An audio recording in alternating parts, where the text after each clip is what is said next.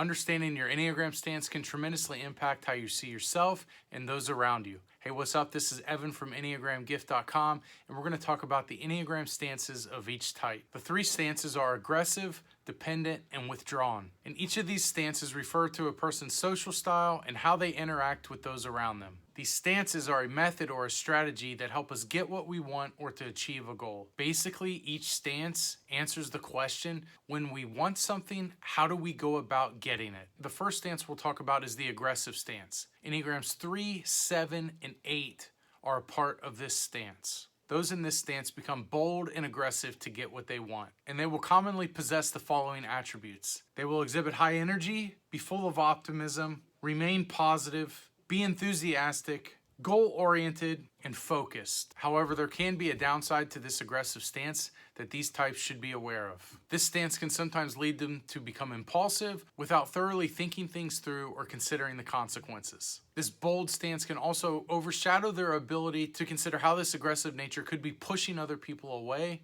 or negatively impacting those around them. Another way of looking at it is the aggressive stance moves against others. Basically, they're unafraid of confrontation and are willing to address things to get what they want or need. They will also seek attention from those around them and try to gain autonomy in order to remain in control. However, others can interpret this behavior as off-putting and sometimes drive them away from relationship with them. The next stance is the dependent stance. Enneagrams 1, 2, and 6 are a part of this group. Those in the dependent stance are less aggressive and depend more on their relational skills to get and achieve what they want. These relational aspects allow them to exhibit the following traits. They will use reasoning to solve problems. They'll seek to come up with creative solutions. They'll be highly considerate of the needs of others. They'll work hard to foster positive relationships, and they'll exhibit care and empathy. The downside to the dependent stance is that they can be overly self-sacrificial. They often will set aside their own desires for the benefit of another or the group. This attribute can result in them not advocating for themselves or possibly becoming vulnerable to being taken advantage of. Another way of looking at this is the dependent stance moves towards others. The types within the dependent stance focus on drawing closer to others in order to get what they want. They generally thrive on being a part of a group and collaborating with others, and they find it comforting to have approval within group settings. Knowing that they're a help to others is crucial to the types within this group. However, as mentioned, these traits can lead this type to being overly dependent on the opinions, wants,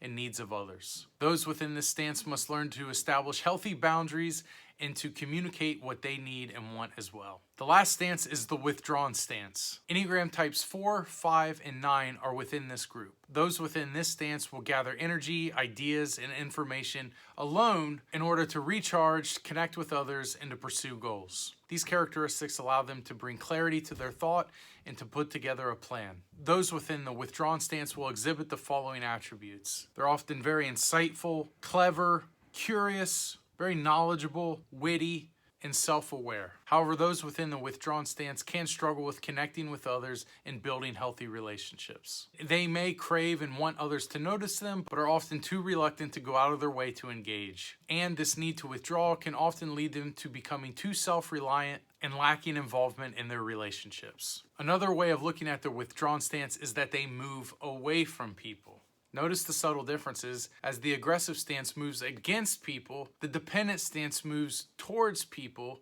and the withdrawn stance moves away from people. Rather than relying on others to help them get what they want, they will first internalize and look within to get what they want. They place a high value on authenticity and rely on their knowledge and inner strength to help lead them where they're trying to go. This isn't to say that they can't maintain close friendships or build strong relationships. It simply means they need time and space to think introspectively. Our Enneagram stance helps us understand how we interact with everyone around us. This insight can shed tremendous light on blind spots, unhealthy behaviors, and strategies we use in the context of relationship. Becoming more aware of how we behave in social settings can help us respond appropriately in the context of our relationships. Let me know in the comments your type and which stance you're a part of. And if this video helped you, be sure to hit the like button and don't forget to subscribe. This is Evan from EnneagramGift.com. Thanks again for watching, and we'll see you on the next one.